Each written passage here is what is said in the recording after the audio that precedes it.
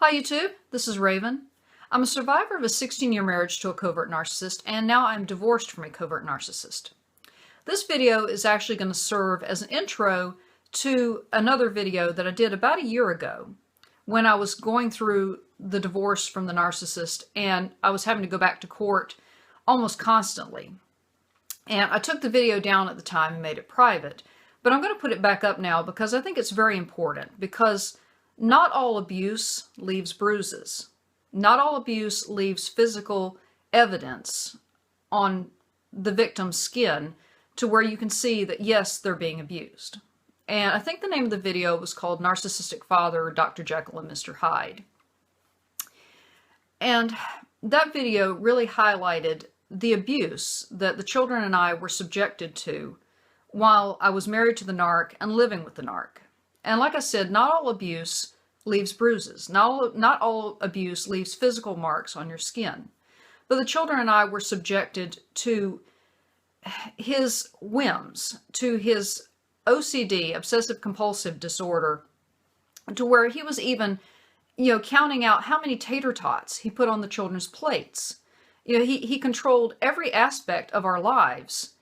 And at the same time, he's gaslighting all three of us, saying that I'm such a great father. You should be glad that I'm your husband. Most husbands wouldn't do things like this for their family. And the children did not deserve that. They did not deserve to be subjected to the abuse from their narcissistic father. But like a lot of women, I stayed because I tried to make the marriage work. I was trying to keep my family together. And a lot of times people will say, well, if you're being abused, if you're being emotionally abused, verbally abused, mentally abused, just leave. Why don't you just leave? And it's the same thing as telling, a child that can't walk, who's in a wheelchair, well, if you want to walk, just get up and walk. Because you don't know that person, the person who's being abused, you don't know how much their self-esteem has been whittled away and ground down to nothing from the constant gaslighting and attacks on their self-esteem, to verbal abuse, mental abuse, psychological abuse. You don't know what that's done to that person, where they don't have the ability to leave. They really don't. They may not have the financial resources to leave. They don't have family that they can go to. And so, they don't have the tools to leave. So, you can't judge people. But I wanted to put this video back up because you can also see just how tired I look in this video. And by the time this video was made, I had already been undergoing a year's worth of the divorce. And I look back now and I think that, yes, I get upset that I didn't leave the narcissist sooner, that I didn't leave when the children were much younger. But I also know that had I tried to leave earlier, he would have made good on his threats. He threatened to have me arrested. He was going to call the police and say that I hit him, that I was the abusive one. He claimed that he was going to have me declared mentally incompetent. You're crazy. Because that's what narcs do. They love to tell you all the time, you're crazy. You have an anxiety disorder. There's something wrong with you. The problem's you, not me, me. So I know that all things work out to good in the end. I have to believe that things do work out the way that they're supposed to. And I left the narc as soon as I could. And I try to tell myself that, when I see the effects of the abuse on the children and me to this day. But here's the video. Thanks for watching. Hi YouTube, this is Raven. I'm a survivor of a 16-year marriage to a covert narcissist, and now I'm in a high conflict divorce from a covert narcissist. And unfortunately, if you've had children with your narcissist or someone with a personality disorder, you're going to hear this term co-parenting. And I hate the term co-parenting because it assumes that, there are two parents and you're working on the same team. But the thing is, with the narc, you're on opposite teams. Because a lot of times, the narc is like, especially with my narc, I call him douchebag. He's like an overgrown child. He's not really a parent. And so the idea of co-parenting does not even exist. And, even before our divorce, I used to call him Dr. Jekyll and Mr. Hyde, because he was that kind of parent. He could be very, very nice one minute, and then the next, it's like he flipped a switch, and he's screaming and yelling at the kids, and he's abusing the kids verbally and mentally and emotionally. And, every time he did something nice for the kids, or for me, that in that matter, he would post it on Facebook because he wanted, the entire world to know, what a great dad and what a great father he was. And, that's the way covert narcs are, is that they have this image that they present to the outside world, but then at home, it's totally different. And Facebook is like a playground for narcissists, because you can present whatever image you want to the world. You want the world to think you're funny, or you're sexy, or witty, and you control that environment. And that's what he did. So a lot of people still don't believe that. They just couldn't believe that he had anger issues, or that he would treat his family that way, his children that way. But that's the way covert narcs are.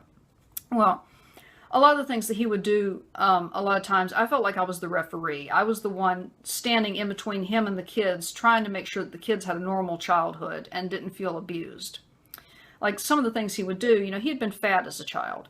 And so he didn't want his kids to grow up fat. So, he monitored everything the children ate. I mean, they could not get a glass of water without asking his permission. He would, he was making tater tots, he would count out each tater tot he's putting on their plates. They couldn't have regular French fries. They had to have sweet potato fries. They couldn't have regular hot dogs because those had too many calories in them, so they had to have turkey dogs instead. And I think that, my kids were so hungry. I look back on pictures of my daughter when she was 5 years old, and she looks emaciated. And it scares me to think that now, but I was emaciated as well, because he had me convinced that I was fat. And, I'd lost 20 pounds. And, I was 108 pounds, but when I looked in the mirror, I was, I looked fat to me. And it was because, I was married to someone who put such an emphasis on your looks. And when we moved out here to this farmhouse, when the separation started and the kids and I had to move, I would find candy wrappers, I would find food wrappers that my daughter had hidden because she was binge eating. And I think it's because she had been so hungry all her life. And, now she's binge eating to try and catch up, but she's afraid she's going to get in trouble. So she's, stuffing the wrappers down under her bed and under the couch and in the couch cushions, just trying to hide it. And, he'd had other things. He had these impossible rules and standards they had to follow. And like one of them was, that you had to use a towel 3 times. Your bath towel had to be used 3 times before you put it in the hamper. And there was one night my daughter took a shower and she dried herself and she took the towel and she put it in the hamper. And he came after her just like this. I saw what you did. I saw what you did. You go right now and get that towel out of there. And, she was shaking like, what did I do? It's like, you know what you did. And, I would tell him, it's like, yeah, hey, this is no big deal. She put her, I'm glad she put her dirty clothes in the hamper. No, we have too much laundry in this house. And he would do other things like, when we had, the kids were getting pictures made at Christmas. And we were going to give these as Christmas presents. And my son has ADHD, so he just cannot hold it together. He is always hyper and he's always happy. And, he's bouncing around and he can't stay still. And the narc got so mad, he gets in there, he grabs him like this. It's like, you will sit down and you'll be still and you'll smile for these pictures. It's just like that. And that's how he yelled. I used to call it his demon voice because it would just get very low and guttural. It's like, I'm trying to scare the living daylights out of you. Just like that. And my son, started crying. I mean, he's bawling at this point. I'm like, great. We're paying $200 for pictures of our kid and he's crying. And I got mad at that point because I had reached a point in our marriage where I did not care if he and I had a good, loving relationship, but I did care how he treated the children. And I told him, it's like, I don't care where you go, just go somewhere other than here because you're not helping. So he went somewhere else in the mall and he pouted. And then there was another time we were Christmas shopping, in Target, and, my son just can't stay still. He's excited. And, the narc grabs him, he's like, you get back in that buggy right now and you'll be quiet and sit down. And he's yelling at my daughter the same way. And, there again, I'm like, you need to leave. You're not making the situation any better, you know. And so he goes off and he pouts, you know, like a little kid. And my daughter said something to me. She was 7 years old at the time. She said, "Thank you for making him leave." And she said it just like that, very serious. And that should have been a red flag. It should have been a moment when I said enough was enough and left. But, you know, I didn't, because I was trying to keep our family together. And, you know, he was so controlling that he couldn't let our daughter just do activities without his input. And my daughter joined Girl Scouts. And, you know, he couldn't stand that, you know, 2 other women were Girl Scout leaders. He demanded that he be the head of the troop. He wanted to be the head Girl Scout leader. You know, they could be assistant leaders.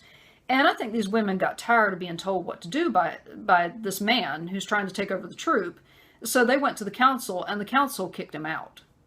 And he was just so upset. It's like, oh, the Girl Scouts are supposed to be so inclusive, and yet, you know, they can't stand it if a man's in charge.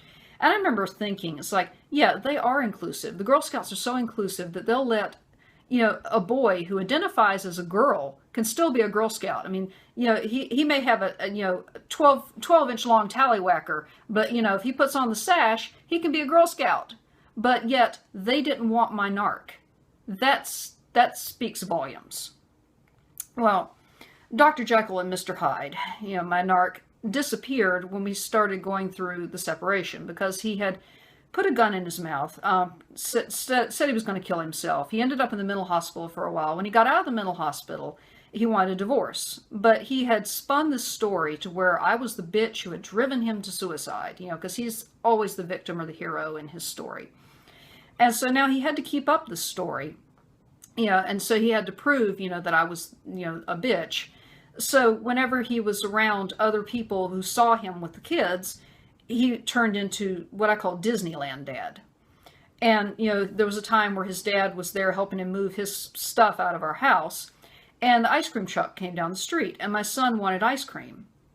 And he said, "Oh, here you go, son. Here, take this money and go get you some ice cream." And my daughter's like, "What the hell's wrong with Dad?" I mean, she even used those words.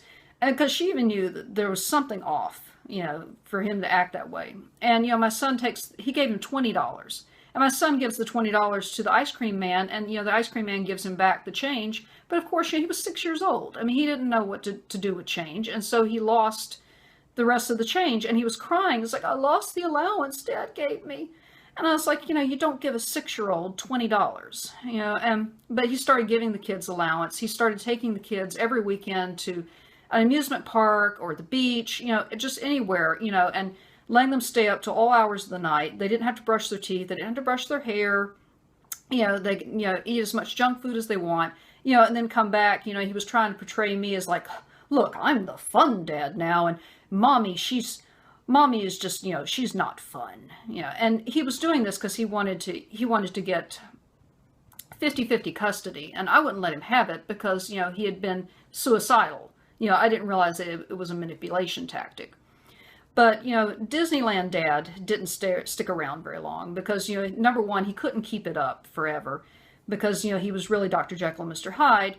And second, you know, child custody had been decided, and he did not get primary custody. He got, you know, joint custody, but I get the kids the majority of the time.